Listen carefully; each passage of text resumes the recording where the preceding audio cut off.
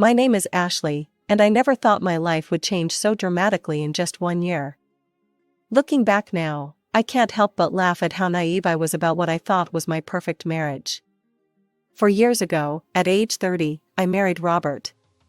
We seemed like the perfect match. I was climbing the corporate ladder as a project manager at Richardson Financial, while he was content with his position as a manager at TradeWorks. Unlike many of my colleagues' husbands who were constantly chasing promotions, Robert preferred a simpler life. He'd come home early, cook dinner, and we'd spend quiet evenings together. I earned more than him, but it never seemed to bother him. In fact, he seemed to enjoy having a successful wife.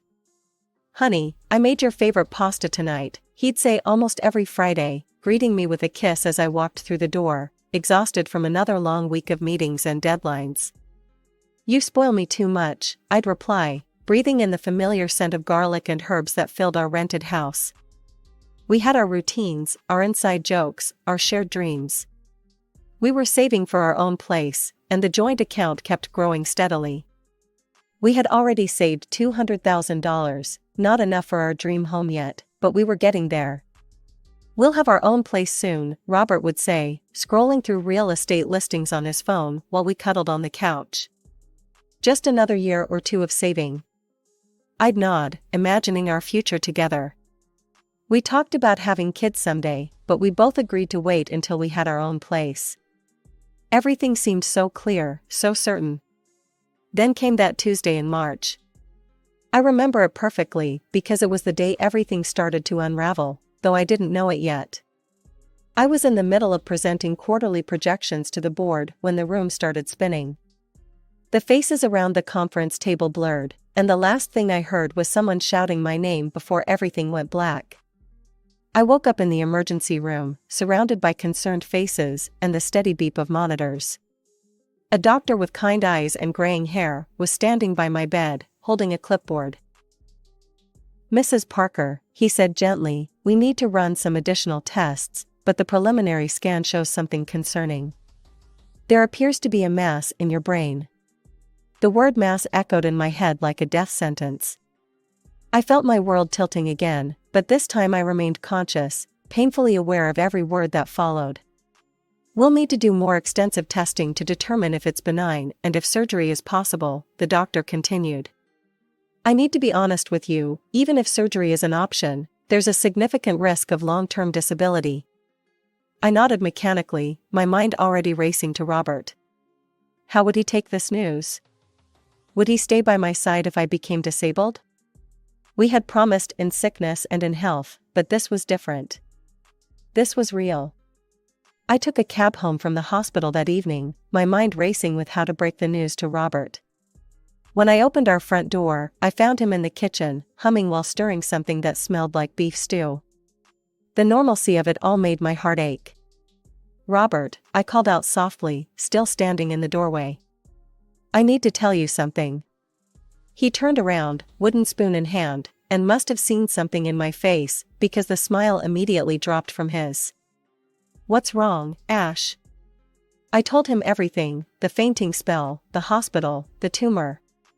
His face grew increasingly pale as I spoke, but what happened next caught me completely off guard. "Will you be able to keep working?" he asked, setting down the spoon. "What happens if you have to quit? Do we have enough money?" I stood there, stunned. My husband had just learned I might be dying or face permanent disability, and his first concern was about money? About my ability to work? "We have our savings," I managed to reply, trying to keep the hurt from my voice. "It should be enough to get us through the initial period. We can figure out the rest later." Right, he nodded, running his hands through his hair. "The savings. Okay." The next few weeks were a blur of doctor's appointments and tests. I tried to maintain my normal work schedule, but it became increasingly difficult. The headaches were getting worse, and some days I could barely focus on my computer screen. "Ashley, you need to take some time off," my boss, Sarah Mitchell, finally said after finding me with my head in my hands one afternoon. "We can arrange for 6 months of medical leave. Your health has to come first." I knew she was right, but being at home all day was harder than I expected. The walls seemed to close in on me as I lay on the couch, wondering if each day might be one of my last. Would I die? Would I survive but never be the same? The questions tormented me endlessly. And then there was Robert's changing behavior. He started coming home later and later, sometimes well past midnight. When I asked him about it, he'd always have the same response. I'm picking up extra shifts, Ash. We need the money for your treatment. You understand, right? I'd nod, too exhausted from my own fears to probe further. Sometimes I'd hear him on the phone in another room, speaking in hushed tones, but I told myself he was probably just dealing with work stuff. My mind was occupied with darker thoughts. What would happen if the tumor was malignant? If I survived but ended up paralyzed? Would Robert stick around to take care of a disabled wife? After weeks of trying to handle everything on my own, I finally broke down and called my mother. I'd been avoiding it, not wanting to worry her at her age. She'd had me late in life and was now in her 70s. But I needed her, more than I'd ever needed her before. Mom, I said when she answered the phone, my voice cracking. I'm sick. As soon as I explained everything, she didn't hesitate. I'm coming over right now, sweetheart. Pack my bag this minute.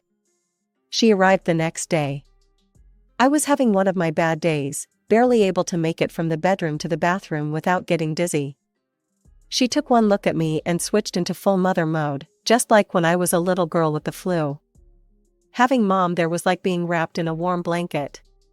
She cooked, cleaned, made sure I took my medications on time, and most importantly, held my hand during the worst moments when the fear became overwhelming. But not everyone was happy about her presence. Robert's face would tighten every time he came home and found her there. He'd force a smile and retreat to the bedroom, or suddenly remember work emails he had to send. Your mother doesn't have to stay here all the time, he said one night when we were alone. I can take care of you. But you're hardly ever home anymore, I pointed out. Because I'm working, he snapped, then immediately softened his tone. I'm working for us, Ash. Mom noticed the tension too. After 2 weeks, she announced she was heading home. You seem stronger now, sweetheart, she said, though I could tell she was reluctant to leave. But I'm just a phone call away if you need me. The next few weeks were a blur of medical tests and clinic visits. The house felt empty without Mom, and Robert was spending even more time away.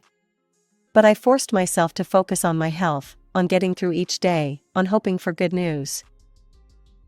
Then finally, after what felt like an eternity, I got it. At my latest appointment, my doctor was actually smiling as he looked at my test results. Mrs. Parker, I have good news, he said, and I felt my heart skip a beat. The tumor is benign, and it's in a location where we can safely operate. The risk of complications is minimal. I burst into tears of relief. After all these weeks of uncertainty and fear, there was hope. Real hope. I couldn't wait to tell Robert. Maybe now things could go back to normal. Maybe all his strange behavior had just been stress about my condition. I practically floated out of the hospital, already planning how I would tell him the good news. I decided to head straight home, hoping to catch him before he left for work. I quietly inserted my key into the lock, but before I could open the door fully, I heard his voice from inside. He was talking loudly on the phone, apparently not expecting anyone home at this hour. I can't take it anymore, Sarah. You don't know what it's like living with her, he was saying, his voice filled with disgust. The constant smell of medicines in the house, her sickly appearance, it's just unbearable. My hand froze on the doorknob as he continued. I know. But you should see her now, she's nothing like the woman I married. Always weak, always complaining about headaches. I'm too young to be playing nurse to an invalid. Each word felt like a physical blow. I stood there, listening to my husband disparage me to another woman, my legs trembling beneath me. Yeah, the money situation is being handled. We've got quite a bit in savings. Look, I'll figure something out. I just need to get out of this situation before she gets worse. I pushed the door open fully and stepped into the room. Robert spun around, the phone still pressed to his ear, his face draining of color when he saw me. "I'll call you back," he mumbled into the phone, ending the call. "What was that all about?" My voice came out steadier than I expected. For a moment, Robert just stared at me, caught off guard.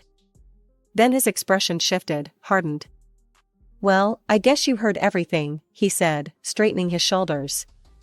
"Maybe it's better this way. We need to talk." "Talk about what?" I asked, though I already knew what was coming. "I want a divorce, Ashley. And I want half of our savings." He said it so matter-of-factly, like he was discussing the weather.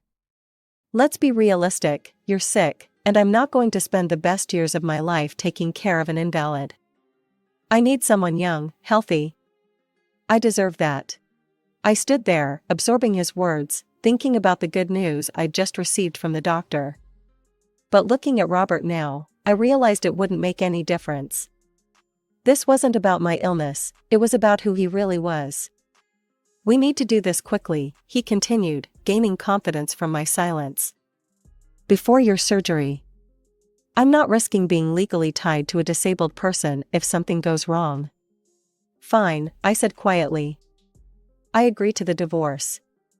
He seemed surprised by my quick agreement, perhaps expecting tears or pleading.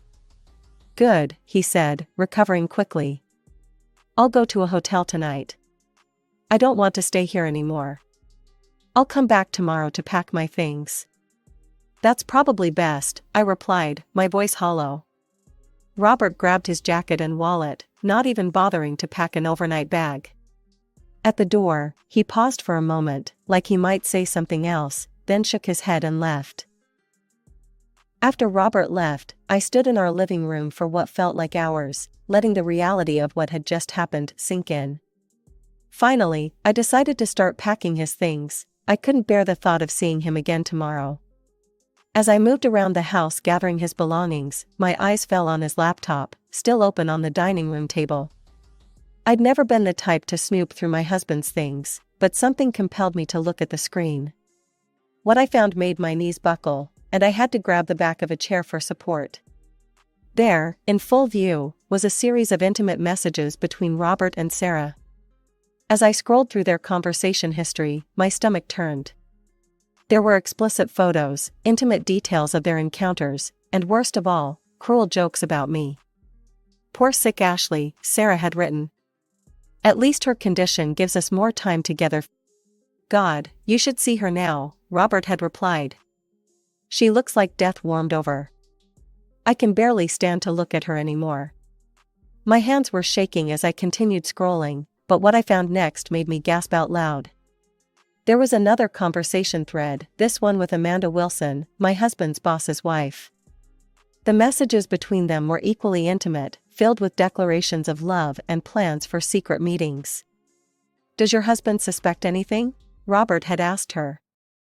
"John's clueless as always," she'd replied. "Too busy with work to notice what's happening under his nose." I felt sick, but I forced myself to keep reading. With trembling hands, I grabbed my phone and started taking pictures of everything, the messages, the photos, the timestamps. Something in me knew this might be important later. The divorce proceedings moved quickly after that. We didn't have much to untangle, no children, no property of our own. The house was rented, and our only joint asset was our savings account with the $200,000 we'd been saving for a down payment on a house. Money that had come primarily from my higher salary, though I'd never minded that imbalance before. Robert's lawyer, a shark in an expensive suit, had other ideas. "Your Honor," he argued during the proceedings, "while Mrs. Parker may have contributed more directly to the savings account, my client's contributions to the household were equally valuable. He managed all domestic duties, allowing Mrs. Parker to focus on her career. The money he earned went directly to household expenses, groceries, utilities, daily necessities." I watched as Robert nodded solemnly beside his lawyer, playing the role of the devoted house husband who'd sacrificed his own career advancement for our home. The same man who'd called me a burden just weeks before. The judge agreed with their argument. The court finds that both parties contributed equally to the marriage, albeit in different ways. The savings will be divided equally between Mr. and Mrs. Parker. Just like that, half of our savings, $100,000, went to Robert. The money I'd worked so hard to save, stayed late at the office for, taken on extra projects for, was now being split with the man who'd betrayed me in every possible way. After the divorce was finalized, Robert moved out immediately. I couldn't stay in that apartment either, too many memories, too much pain. My mother welcomed me home with open arms, just as she had when I was a scared teenager after my first breakup. 2 months after the divorce, I finally had my surgery. The procedure went exactly as the doctors had hoped. They successfully removed the tumor, and my recovery began immediately. Each day, I felt a little stronger, a little more like my old self. During my recovery, I stayed with my mother. She was my rock, just as she'd always been, but I started noticing she seemed more tired than usual. One evening, as we sat in her cozy living room drinking tea, she took my hand. "Ashley, sweetheart, I need to tell you something," she said, her voice gentle but firm. "I've made a decision about my future. I found a wonderful nursing home, Sunset Gardens. It's peaceful, has excellent care, and I've already paid for my stay there." She squeezed my hand. "I want to spend my remaining years somewhere I won't be a burden." "Mom, you're not a burden."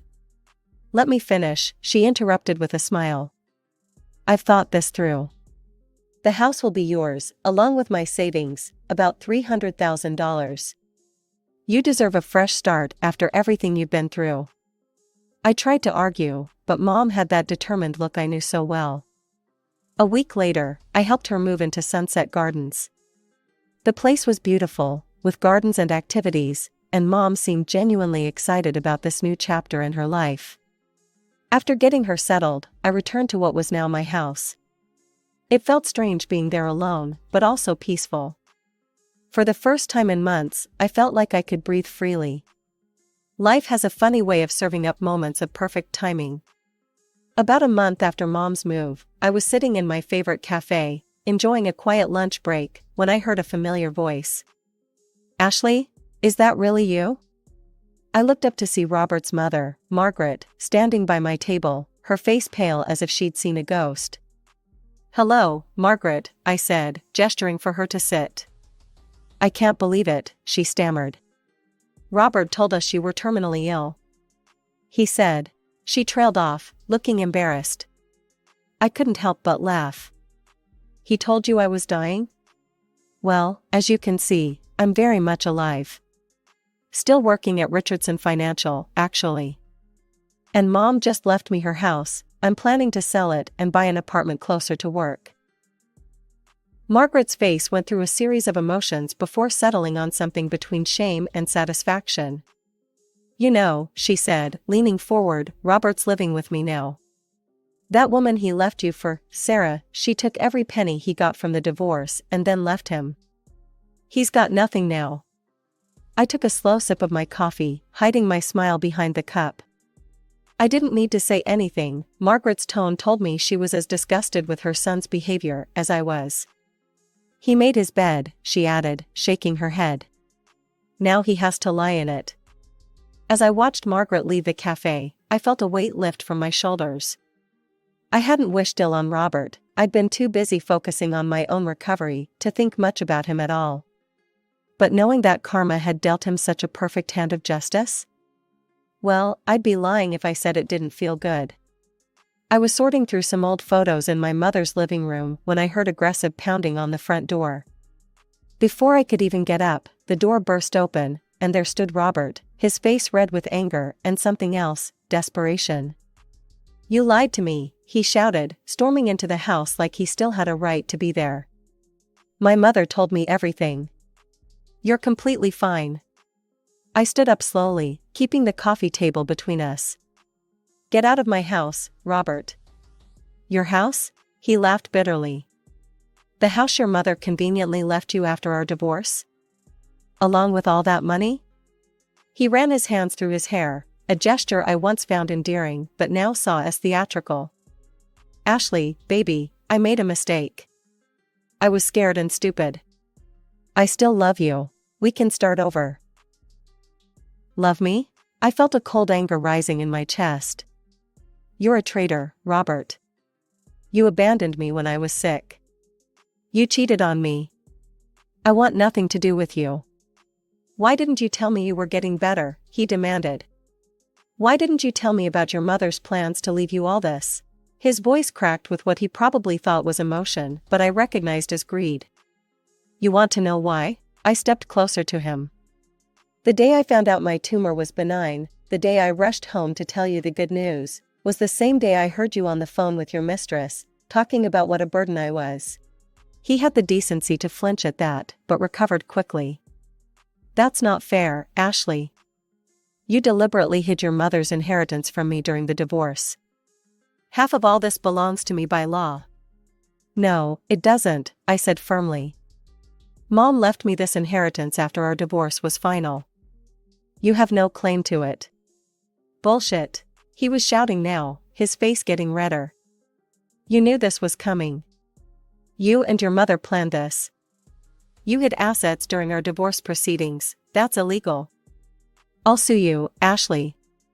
I'll take you to court and prove that you deliberately concealed future assets during our divorce. You'll have to give me half of everything. I stood in my mother's living room, watching Robert's tirade with a calmness that seemed to infuriate him even more. When he finally paused for breath, I walked to my desk, pulled out my phone, and pulled up the photos I'd saved months ago. Before you continue threatening me, I said quietly, I think you should see something. I held up my phone, showing him the screenshots of his conversations with Amanda Wilson, his boss's wife. The color drained from his face. You remember Amanda, don't you? Your boss John's wife? I scrolled through the messages slowly, letting him see every damning detail. I wonder what John would think about these messages. About the photos. About all those lunch breaks you spent with his wife while claiming to work overtime.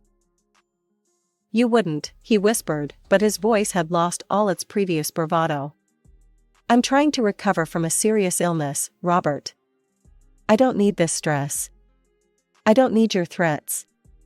I don't need you bursting into my house making demands. I locked my phone and set it down. Leave me alone, or John gets copies of everything. Your choice. He stood there, mouth opening and closing like a fish out of water. Finally, he backed toward the door. You've changed, he said accusingly. No, Robert. I just stopped being afraid. After he left, I sat down and cried, not from sadness or fear, but from relief. It was truly over. The next few months were transformative.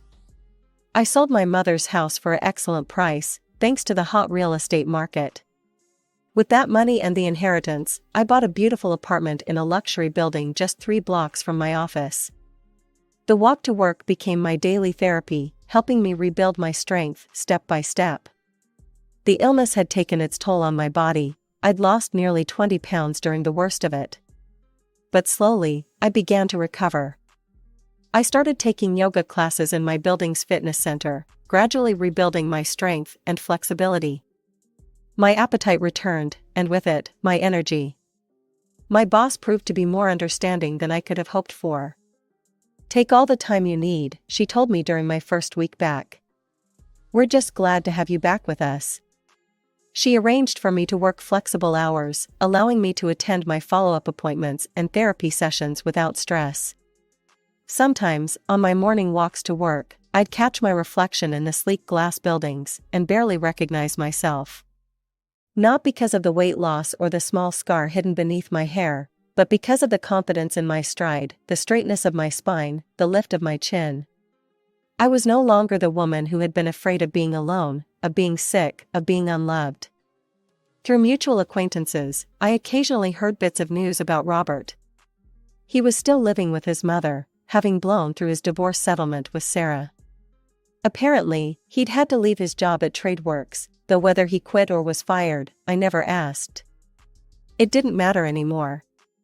My mother thrived at Sunset Gardens, making new friends and taking up watercolor painting. I visited her every Sunday, and we'd sit in the garden, drinking tea and talking about everything and nothing. She never said "I told you so" about Robert, never reminded me that she'd had doubts about him from the start. Instead, she would smile at me with pride and say, "You're blooming, sweetheart." She was right. Like the potted orchid on my new apartment's windowsill, a housewarming gift from my team at work, I was blooming. The tumor, the betrayal, the divorce, they hadn't destroyed me. They had forced me to grow stronger roots,